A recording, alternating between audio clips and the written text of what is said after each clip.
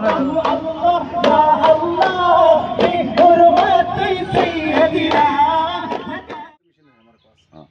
डालते हैं तो ये पल्प निकलता है तो इसमें दो बनते। और इस दरख्त की उम्र है 70 साल। इसकी तफसील आगे बताएंगे।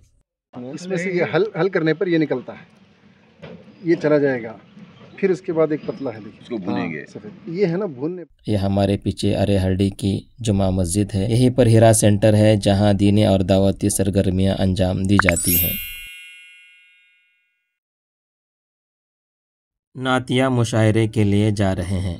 इस एतबार से ये एक मुबारक सफ़र है। आज 12 रबीउल अव्वल 1447 हिजरी बरोज़ जुमा भटकल से सुबह 7 बजे निकले हैं। रास्ते में नाश्ते के लिए एक जगह रुके हैं। अहले इल्म के साथ सफ़र का मौका कभी कभी हाथ आता है और अगर आपस में बेतकल्लुफ़ी भी हो तो क्या कहने। मोहतरम हनीफ शबाब साहब की क़यादत में ये एक खुशगवार सफ़र रहा। ज़िला हसन के सकलेशपुर तालुक़े में वाक़े अरेहल्डी गांव जाना है जहां हिरा सेंटर में नातिया मुशायरा होगा। रास्ते में जगह जगह ईद मिलादुन्नबी की मुनासिबत से लोगों के जुलूस निकले हैं।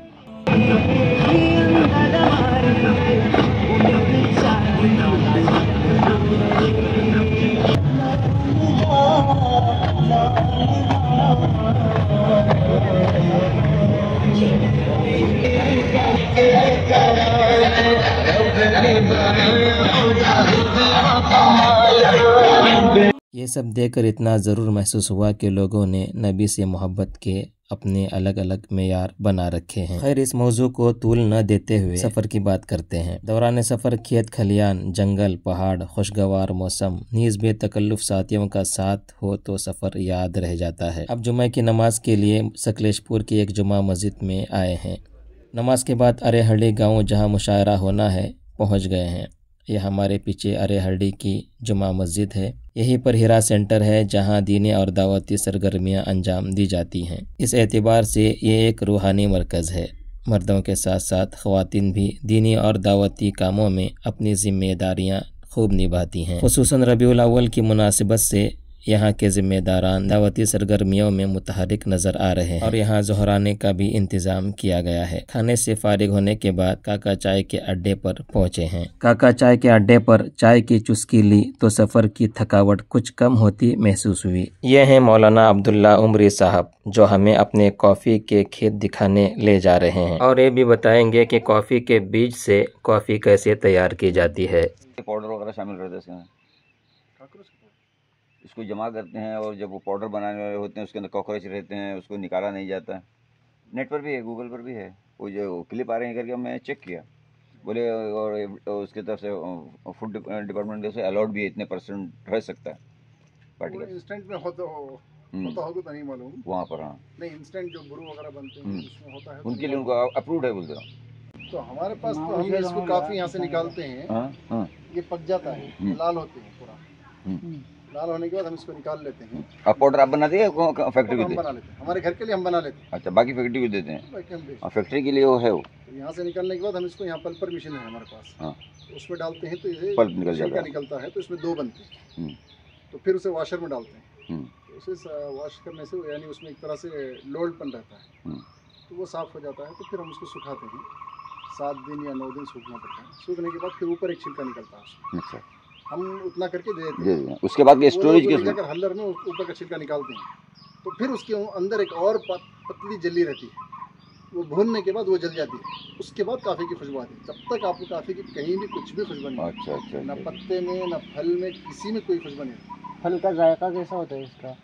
ऐसा खाएंगे, ऐसा खाएंगे तो क्या घट रहता है, खा नहीं सकते। खाने से ऊपर का छिलका लाल होता है, कलर आता है। ये कॉफ़ी का दरख्त है और इस पर लगे हुए हैं कॉफ़ी के फल। इसको हम बीज भी कह सकते हैं, कॉफ़ी के बीज, जो कि अभी किसी भी मरहले से गुजरे नहीं है। ये जो सामने नज़र आ रहा है ये अब्दुल्ला भाई का कॉफ़ी का खेत है और दरमियान में जो लंबे लंबे दरख्त हैं वो छाँव के लिए हैं।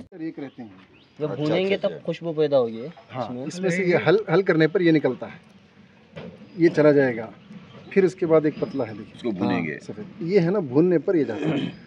ये खजूर की गुठली में कितमीर बोलते हैं। हाँ, कितमीर।